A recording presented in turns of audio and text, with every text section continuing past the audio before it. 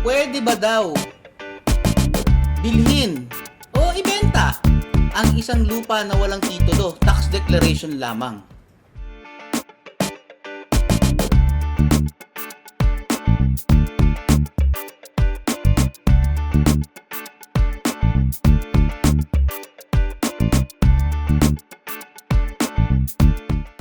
Magandang araw po sa inyong lahat at nandito na naman tayo sa Usapang Lupa na handog sa inyo ng Foundation for Economic Freedom. Ito pong muli si Atty. Edwin Chamson at ang kasama ko po ay si... Attorney George Katigbak, ayan, welcome po ngayong araw na ito. Tuloy-tuloy po tayo dito sa ating Usapang Lupa. At meron na naman tayong magandang katanungan para sa araw na ito, Sir Erwin. Ano?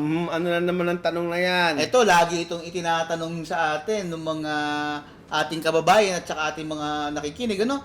Ang tanong, sir, ay ganito.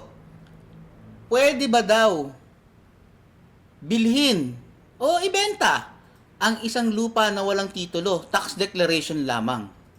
Ayan, pwede ba daw yan? Okay, sagutin natin ito. Medyo maraming sagot dito, ano? Pero ang maikling sagot dyan ay pwedeng bilhin. Ayan, pwedeng bilhin daw ha. Ibig sabihin, hindi bawal. Hindi ito Hindi pinagbabawal. naman bawal bilhin ng isang lupa na tax declaration lamang ang pruweba ng pagmamay-ari.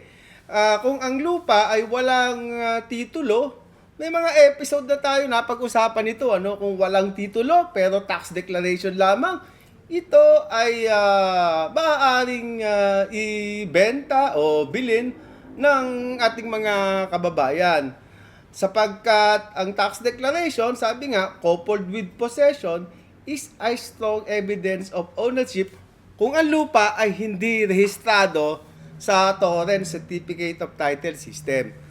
So ngayon, Atty. George, di wala kang titulo. Ano mga kailangan gawin ba pagka bumili ka ng lupa na walang titulo at tax deck lamang? Ayan, magandang katanungan yan, sir. Kung tayo po ay mamimili ng lupa na tax declaration lamang, wala pong titulo, kailangan natin ng dagdag na pag-iingat. Ano, sir, kailangan nating suriin. Kasi mahalaga po na malaman natin yung kumbaga identity, yung pagkakakilanlan nung nagbebenta, kung ito ba ay ang totoong nagmamay-ari.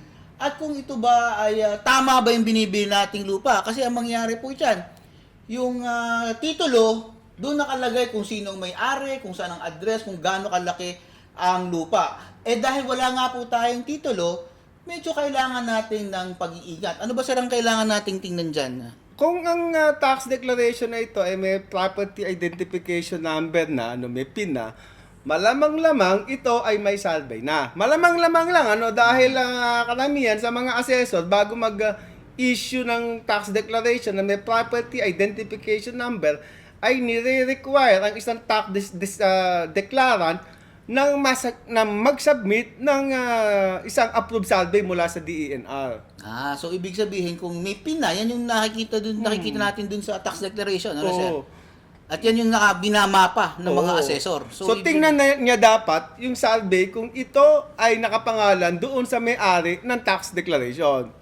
So Ayan. kung merong ganyan, malamang-lamang na malapit sa katotohanan na ang may-ari ay ang totoong may-ari ng lupa. Kumbaga, pwede mo sabihin mga 99%, Pero pwede ka pa rin masilat dahil nga hindi ito conclusive. Tama. So ngayon, Atty. George, paano ba ang gagawin mo? Halimbawa, in-examine mo, medyo tama naman ang mga dokumento at binili mo, ganun lang ba yun? Ang bilihan nito, parang nagkaliwaan lang ba? Yan kasi nga bilihan ng lupa ayon sa batas kung property. Hindi yan basta abutan lang ng pera. Ang sabi ng batas, para magkaroon ka ng kasiguruhan din, lahat ng transaksyon sa lupa ay kailangan nakasulat sa isang public instrument. Ayun. So kailangan merong notaryado na Okay. tulad ng deed of sale. Kailangan mo pa rin ng deed of sale na notarize para sa gayon magkaroon ng katotohanan naman itong bentahan.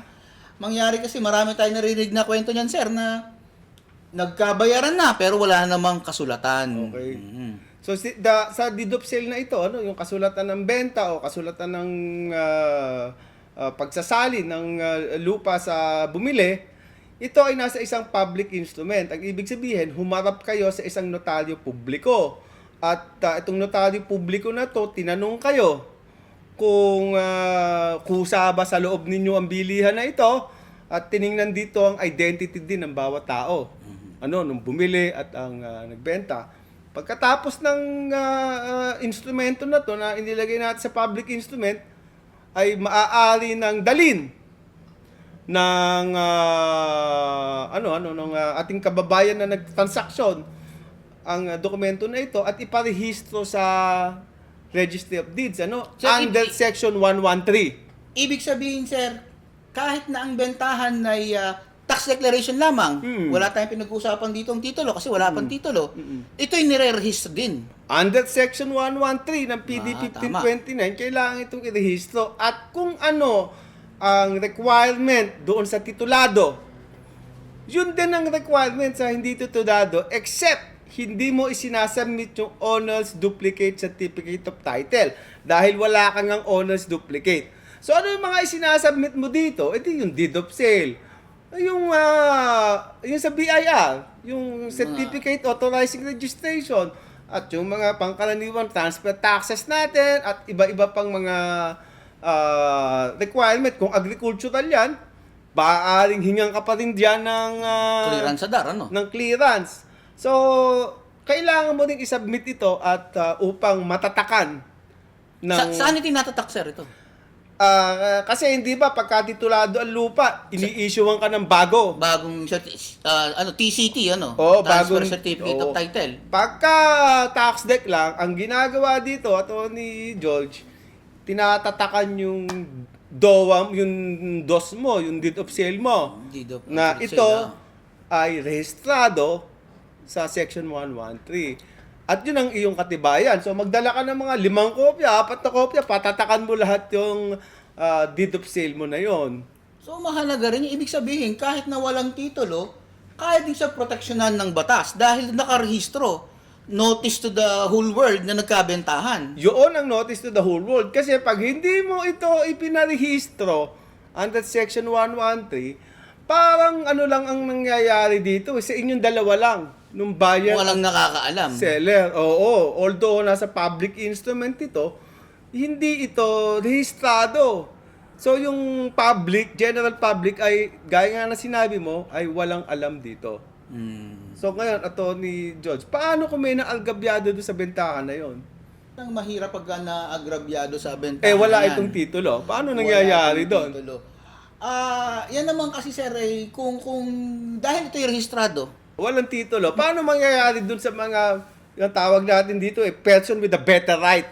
Ayan. Ayan. So, Attorney George, yung mga person with a better right, lagi itong nakakahabol. Yan. Hindi Hindi ba? nagiging conclusive. Hindi nagiging Kasi hanggat hindi conclusive ito sa nagiging kanya. titulo, Walang conclusivity. walang conclusivity. At kahit in good faith ang bumili, wala siyang indivisible No, title. hindi, oo, kasi hindi nga ito titulo pa. Hindi to titulo pa. Kaya okay naman bumili, mga kababayan, ng tax declaration, basta doble ang ingat at doble ang pambubusisi.